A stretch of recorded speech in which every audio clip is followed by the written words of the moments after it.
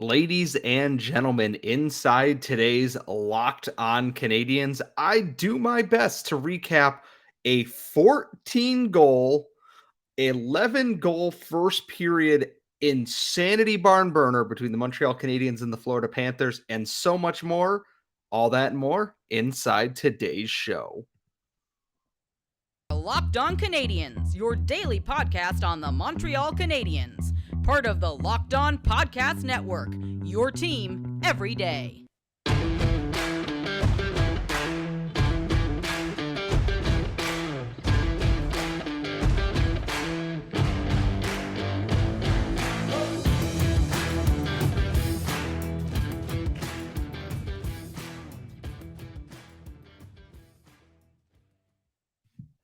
Hello, everyone, and welcome to episode 806 of Locked On Canadiens. As always, we are your daily Montreal Canadiens podcast, free and available wherever you get your daily podcast or on YouTube. So thank you for subscribing. Ring the bell to get notified every time we post a brand new episode. I am, of course, your host. I am Scott Matla. It is Friday when you are listening to this, and normally we would have a mailbag today, and I was actually planning on potentially doing that. The Montreal Canadiens and the Florida Panthers had entirely different ideas. I do not know how long I'm going to need to talk about this game because there's a lot of it that I don't really know what to put into words in this game.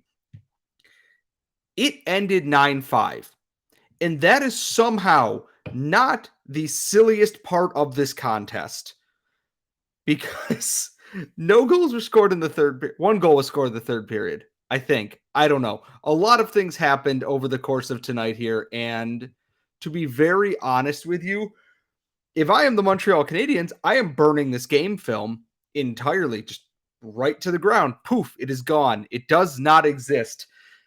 Whatever the opposite of a defensive masterclass is what this game was.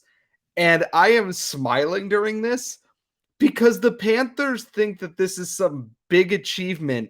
They still gave up 5 goals to the Canadiens. There was a point in the first period. Sergei Bobrovsky had made 0 saves on 3 shots against. He was rocking a 0.000 save percentage, and he was not the first goaltender pulled from this game. I guess we'll start at the beginning here, and I will try to do my best to go through this. I actually need to bring up NHL.com because there were too many goals to try and figure out here. Mike Matheson scores 16 seconds in. Great goal. Awesome goal. Love that for the former Panther, and I thought, good, we're going to get off to a good start tonight. Colin White and Carter Verhaeghe score 34 seconds apart. Anthony Richard scores 2 minutes later. Gustav Forsling scores 44 seconds later. Michael Pezzetta scores 2 minutes and 14 seconds later. Aaron Ekblad scores 49 seconds later. Ryan Lomberg scores a minute 24 later. Sam Reinhart scores a minute 40 later. Carter Verhaeghe then scores 58 seconds later. That was the first period. Just the first period. And you know what? We're gonna delve this recap into 2 segments here because I have some officiating complaints I would like to make. In the second period, Raphael Harvey-Pinard scores, makes it 7-4. Aaron Ekblad scores. Matthew Tkachuk scores 2 minutes after that. Rem Pitlick scores with 5:47 played in the third to make it a 9-5 game.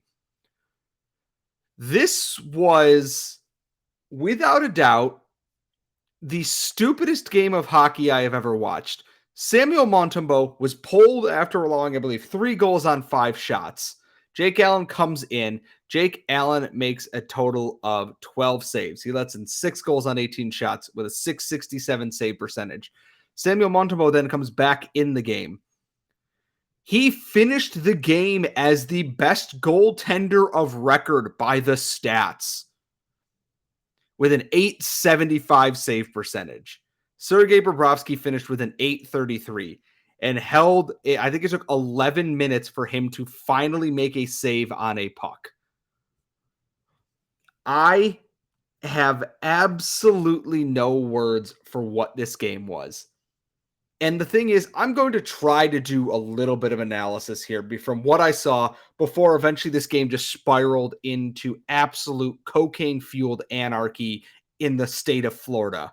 I believe that's actually their motto at this point. So there was a point where in those 34 seconds when the Panthers took a 2-1 lead, Jonathan Kovacevic was not having a good game. Caught out on two separate plays. And then it just kept piling up. There were no defensive reads, and the goalies were just not stopping anything. The Habs goaltenders looked absolutely rattled in this game. And Sergei Bobrovsky, despite getting the win, didn't look any better. An 8-33 and a win in a game where what do you eat? Like what? I don't know. And the thing is, there were like 4 penalties called all game. I'm pretty sure here. Caden Gooley got one. Chris Tierney got one. Anthony Richard got one. Aaron Ekblad got one. And then Nick Suzuki. And we will get to that Nick Suzuki major penalty in a little bit here. I don't think I've ever seen a game like this. Montreal scored 3 goals on 6 shots in the first period. The Panthers had 19. They finished with 42 shots. The Canadiens finished with 30. The only moral victory I think the Habs are taking out of this is that they didn't give up 10, which I guess pat yourself on the back for that. This was an ugly game. You came off a big win over the Penguins. Legitimately, a very impressive win over the Penguins, even if it was because Tristan Jarry could not stop a beach ball on a given night. It's still a big win. It's something to learn and build on because the Canadiens were opportunistic. In this game, they started that way and then just forgot about the whole playing defense part of things here. It's a little rough for the tank, all things considered. And here's why. People are like, it doesn't matter. We need to lose games. Arizona and Vancouver are playing right now. If Arizona gets at least a point, even if the Habs won, Arizona would have stayed ahead of them in the standings, meaning Montreal would have held their 6th spot. They cannot drop below Philadelphia tonight. And beating the Panthers, who own the other first-round pick that we have, losing drops them closer out of playoff contention and closer to making an impact on the overall lottery odds. And there comes a point that when you're losing games and they are stupid like this, that it has an impact. And we're going to dive into why the continued stupidity that in this game that was out of control of the players and everything else, all coming up in our next segment. But first, today's show is brought to you by our friends at FanDuel. The NBA season is well underway. The playoffs are around the corner. Teams have started to lock up those playoff berths, and we want you to get in on the action with FanDuel, America's #1 sports book. And it is so easy, especially if you're a new customer, because you can get a no-sweat first bet up to $1,000. That's bonus bets back if your first bet does not win. All you got to do is download the FanDuel app. It's safe, secure, and super easy to use. Bet the money line, bet point scores, bet threes drained in a game, and if you're feeling lucky, combine them all into a same-game parlay to get yourself an even bigger payout. So don't miss this chance to get your no-sweat first bet up to $1,000 in bonus bets when you go to FanDuel.com/locked-on. That is FanDuel.com/locked-on. And remember, make every moment more with FanDuel, the official sportsbook of the NBA, and us here at Locked On.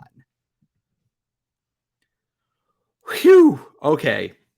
Now comes the fun part. Now we're going to discuss not the stupidity that was all the goals. We're going to discuss the stupidity that was the officiating in this contest. And I can pinpoint the exact point in this game where the game not only jumped over the shark, they turned their jet ski around, shotgunned a Mountain Dew, jumped back over it while doing a backflip. And at that point, it really makes me wonder, were the officials going to do anything in this game here? And the hard part about this is, no, they didn't. There was a point that in the offensive zone, Radko Gudas laid a big hit, and Michael Pezzetta came to defense of his teammate, and I believe it might have been Caden Gooley. And the problem with this is there's a 4-way entanglement happening in the offensive zone. An official has his hands up to call a penalty. I believe this penalty was going to be on the Panthers. At least it very well should have been, considering they were also in the scrum. Going the other way, and this is, I believe, Sam Reinhart's goal that made it 6-3 and kind of put this game just on ice completely. Sam Reinhart scores a goal when there is very clearly a whistle before he shoots the puck. I don't know if Jake Allen would have stopped it. I don't know. I do not have that crystal ball here. The officials then look back and review it and go, there wasn't a whistle blown on the play. When the replay goes, you can hear the whistle before he shoots the puck. You can see the official with his hand in the air. They, in this game, quite literally just went and gaslit everybody watching this and went, you know what? That didn't actually happen. You're wrong. And I didn't go to 18 months of therapy to be gaslit by people who are bad at their job. Everybody in the arena heard it. Everybody watching heard it. Even the broadcast looked at this and was like, there was a whistle. What are you talking about? To say that no, the whistle didn't go before he shoots it is absolutely mind-blowing. You can have your opinions about Dave Poulin as a color commentary guy, but he knows hockey. He's not going to lie and say there was a whistle. He's not Gary Galley. I do not understand. And then they let that go, and at that point, you can just see all the air come out of the Canadiens, just absolutely deflated. 40-something seconds later, Carter Verhaeghe makes it a 7-3 game, and just at that point, I look at that and I go, what are we even doing here? And don't worry, the officials definitely made an appearance again later in this game. Nick Suzuki, perfect angel child, captain of the Montreal Canadiens, given 5 in a game misconduct for cross-checking with the world's crappiest replay angle. Late in the game, and I mean under like 2 minutes left, Nick Suzuki was assessed a cross-checking at 17:09 of the third period. Jonathan Kovacevic gets a shot in on goal. Sergei Bobrovsky saves it. Anton Lundell comes up to Nick Suzuki, gives him a cross-check. Suzuki cross-checks him back. Lundell comes back, cross-checks him seemingly around the chest area, and Suzuki seemingly responds with another high cross-check. Nick Suzuki got the only penalty in this play before Jonathan Kovacevic jumped in to, defend his captain. No one else jumping in the scrum got a penalty. Anton Lundell, who cross-checked Nick Suzuki, did not get a penalty. They reviewed it because they named it a major so they could review the penalty. You can see the clip on my Twitter account.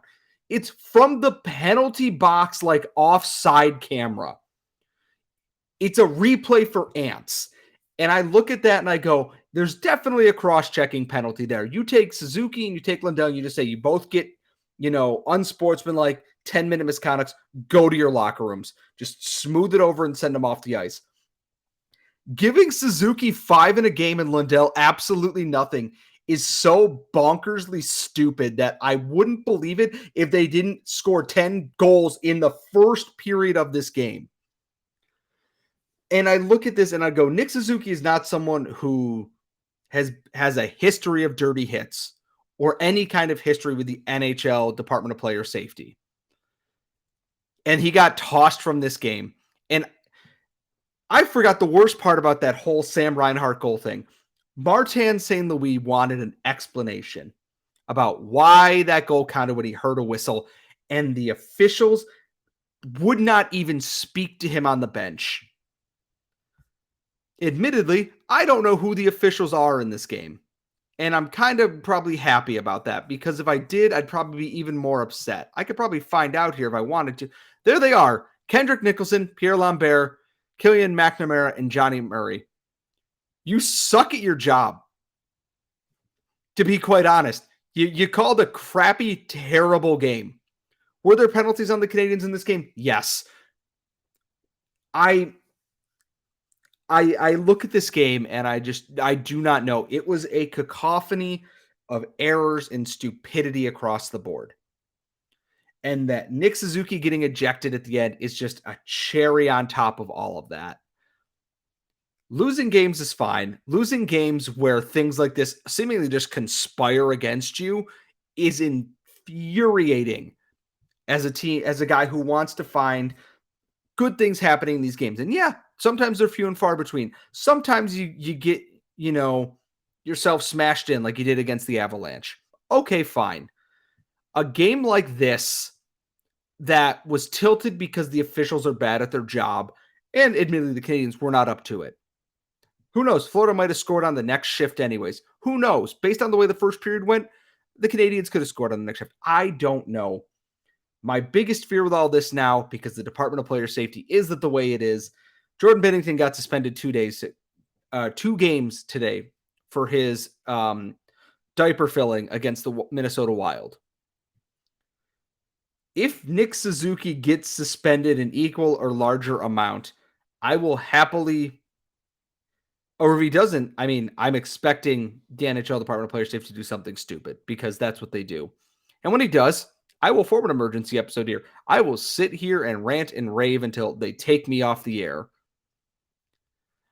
I don't understand it. I don't understand the NHL officiating standard.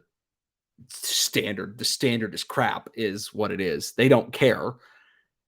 If, like I said, if they gave him 2 and said, you guys are getting game or misconducts for just being stupid buttheads, get off the ice, I'd be like, fine. That makes sense. I agree with that. They're being dumb. Before anyone gets hurt, get him off the ice. Surprisingly, the only person who got hurt, unfortunately, was Caden Gooley, but he seemed to play anyways, which who knows about that? It's across the board. It was both the funniest and dumbest game I've ever witnessed as a Canadiens fan, and I've seen a lot of them. We just passed the anniversary of the Habs 4-1 comeback against the Ottawa Senators in Montreal, the Ides of March game, which was very dumb. This was another otherworldly level of just stupidity. Like Joe Rogan wishes he could be on this level of just pure insanity at any given time. And boy, I do hope they never play another one like that because I don't think it is good for my heart.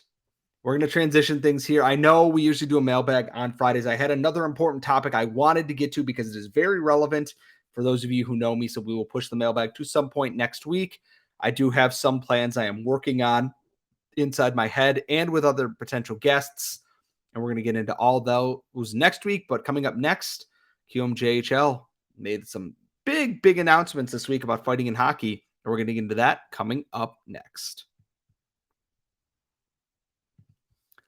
We are back here for our final segment here Friday at Locked On Canadiens. As always, follow us on Twitter at @LO_Canadian. Subscribe wherever you get your daily podcasts on YouTube. Ring the bell to get notified every time we go live so you can see my handsome face or my very delightful co-host when she is back from vacation. So, those of you who follow me on Twitter or have for a while know I am not a pro fighting and hockey person, with the caveat that I understand in the heat of the moment, emotions run high and fighting happens in sports. All sports. Happens in baseball. It happens in hockey. It happens in soccer. It happens in football. Happens in basketball. These things happen because you have testosterone and you have just emotions and a whole bunch of meat-headed dudes being dudes against other dudes, and these things happen. I am not trying to ban fighting from hockey. I want to see it reduced as much as possibly organically in the game. And this started when the AHL a few years ago started to institute new rules in that if you go over so many fights in a season, you serve a 1-game suspension. If you hit another threshold, it's 3 games. And then every game, you get a game suspension for every fight after that point. In games now, you get 2 majors. You can fight twice in a game before you are tossed for the night. And if you instigate a fight in the last 5 minutes of a game, I believe, you are immediately suspended for the next game. Instigating meaning like pre-planned off the face-off kind of nonsense. You are chucked immediately. And I think they're even a little strict with that they do it even outside of that. The suspensions aren't included in that. In the final 5 minutes, they are. The QMJHL seems to be cracking down even further on that. And everyone who knows the QMJHL knows it is the wild east, I guess, in terms of insane things happening. Their plan, I believe they're using a bill in the Quebec Charter of Sports. If I have my terminology wrong on that, I am very sorry, but I'm going off of what I had hastily written in my phone while I was at work today, in that they want to see fighting eliminated as much as possible. And they're switching to what looks like European NCAA rules a little bit here. That if you fight in a game in the QMJHL in the upcoming season, you are done for the night and you will serve an immediate suspension the game after that. And naturally, people are upset about this. The game's getting soft, blah, blah. These are teenagers. Teenagers probably don't need to be giving each other further brain damage than what's already happening in a standard hockey game. I like this. And it was Tony Ferrari who pointed this out, and also Scott Wheeler who had some stats on this. There are 0.07 or 0.7 fights per game in the QMJHL this year. That's a real low number here. And I kind of like this idea because I've liked it in the NCAA and I've liked it in Europe. If you're going to fight, okay, they're not going to stop you. But putting in an organic deterrent to this, I think is something that helps naturally eliminate things because the game is getting more about skill. People are going to fight. It happens. Good people fight in games all the time. Sidney Crosby's gotten in fights, for God's sakes. Like, it happens. Organically putting in a way that helps, one, it also helps kind of sever emotions here. Because let's say you're in the queue and you're playing a 2-game series against your rival team. And on night one, there's a big hit against your team captain and you get in there, your gloves are off. Everybody's heated for the rest of that night. And you got to play that team. Let's say 18 hours later, you have a Friday night game and then you have a matinee on Saturday afternoon. If you and the person who fought, who are definitely fired up, are not in that game, you bring the temperature down in that game and you focus more on hockey. Yes, there will be tight checking and it'll be hotly contested, but you don't have to worry about it boiling into Habs Senators or Jordan Binnington nonsense in these games. And that's okay. It's a safety thing because these are kids and some people over the age of 20 and 21 years old. Teenagers don't need to be fighting. And I'm not asking for them to be like, if you fight, you're out of the league for 10 games plus. I'm not asking for them to say you can't fight at all. I haven't said that. I like watching fights in hockey. I am admittedly, I have been a boxing and an MMA guy. Like, I've competed in combat sports.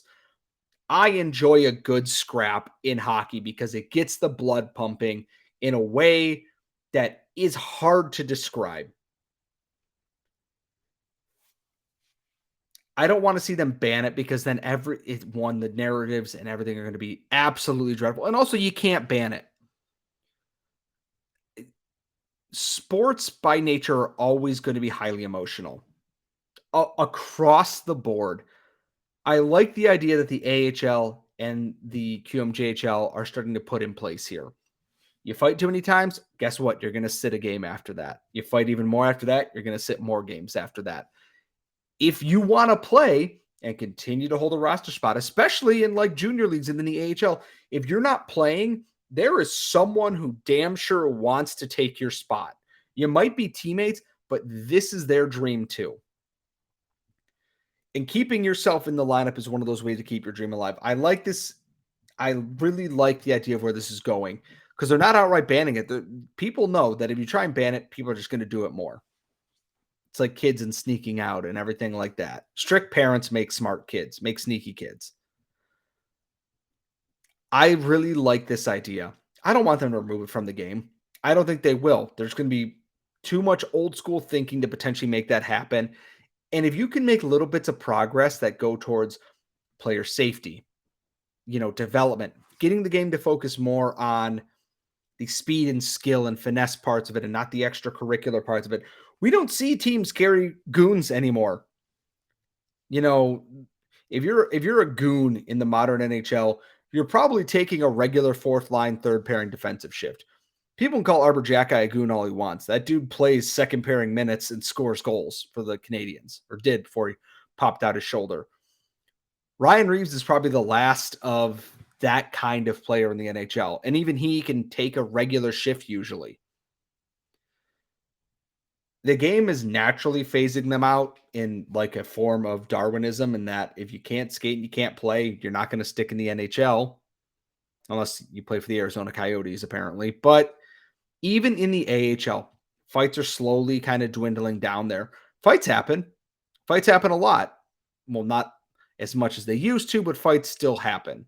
But because of the new rules in place, guys are not as willing to throw down 2-3 times a night because they want to keep playing, because they know if I get in here and I fight twice and I'm out for the rest of the night and someone steps up in my place, my ice time might be gone. I might be scratched the next game. Who knows?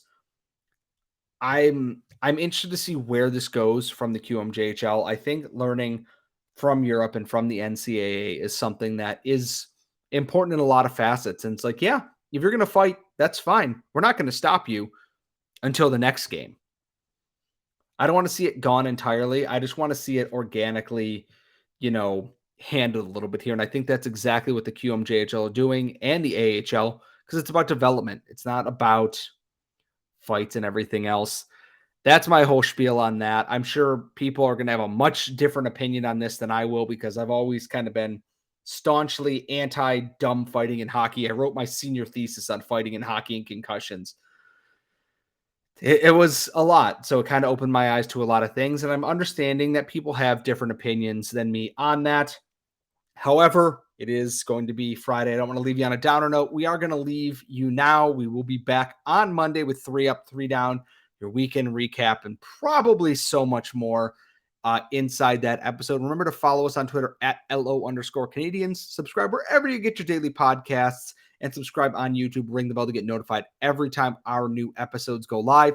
You can follow myself at Scott Matla on Twitter. Highlights, nonsense, everything else as I lose my mind through the Aaron Rodgers saga and through the Premier League season. Folks, it's been a pleasure, and we will see you all next time.